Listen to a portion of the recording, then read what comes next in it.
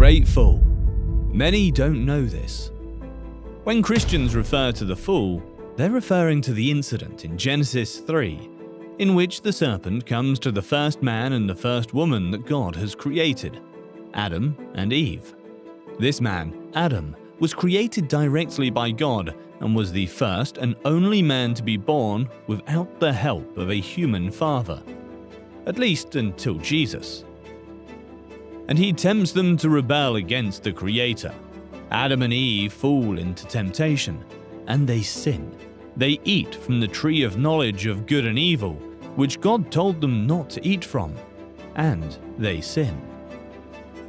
Genesis 2:15-17, Amplified Bible. So the Lord God took the man he had made and settled him in the Garden of Eden to cultivate and keep it. And the Lord God commanded the man, saying, You may freely, unconditionally eat the fruit from every tree of the garden, but only from the tree of the knowledge, recognition of good and evil you shall not eat.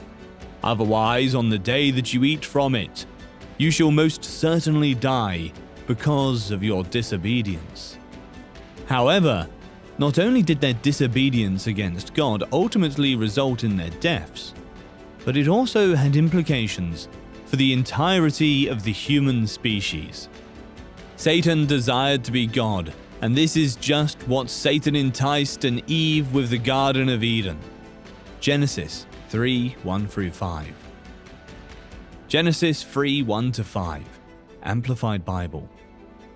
Now the serpent was more crafty, subtle, skilled in deceit, than any living creature of the field which the Lord God had made. And the serpent, Satan, said to the woman, Can it really be that God has said, You shall not eat from any tree of the garden? And the woman said to the serpent, We may eat fruit from the trees of the garden, except the fruit from the tree which is in the middle of the garden. God said, You shall not eat from it, nor touch it, otherwise you will die. But the serpent said to the woman, You certainly will not die, for God knows that on the day you eat from it your eyes will be opened. That is, you will have greater awareness, and you will be like God, knowing the difference between good and evil. The serpent intentionally misrepresented the command of God by formulating a question designed to get the woman to express the command in her own words. After that, the serpent goes after the punishment that Eve has outlined. Many people have pointed out that Eve also mentioned that the tree must not be touched in her explanation. However, the story does not address this oversight in any way.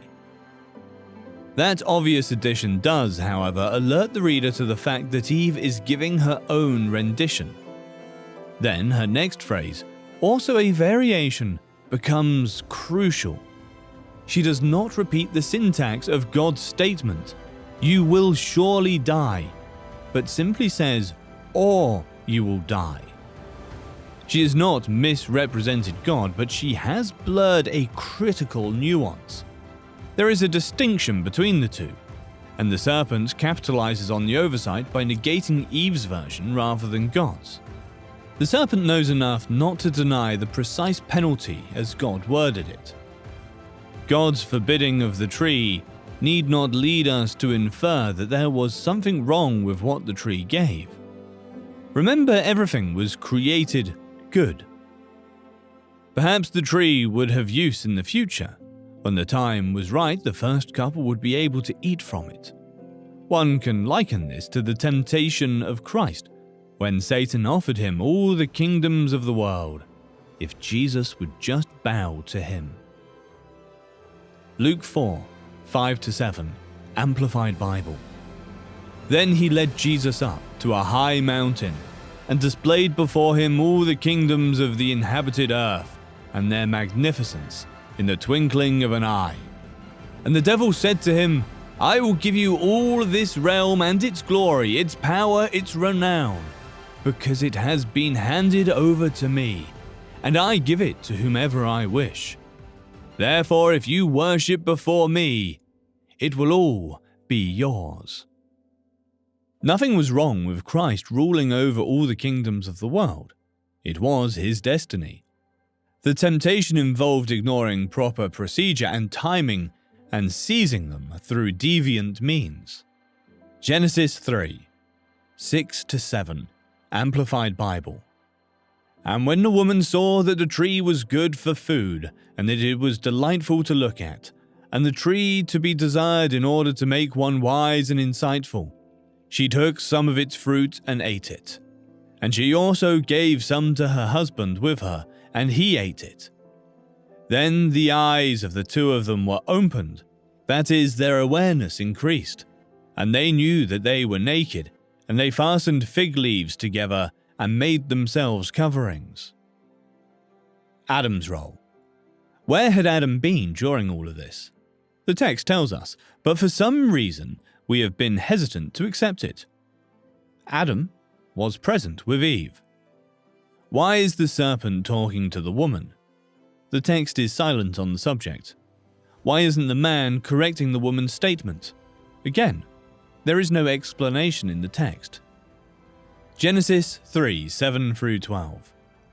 Then the eyes of the two of them were opened, that is, their awareness increased, and they knew that they were naked, and they fastened fig leaves together and made themselves coverings. And they heard the sound of the Lord God walking in the garden in the cool afternoon breeze of the day.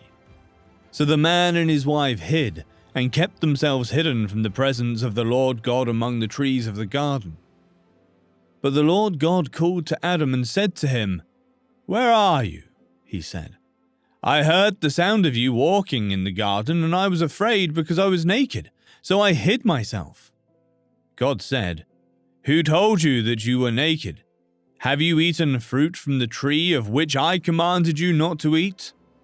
And the man said, "The woman whom you gave to be with me, she gave me fruit from the tree, and I ate it."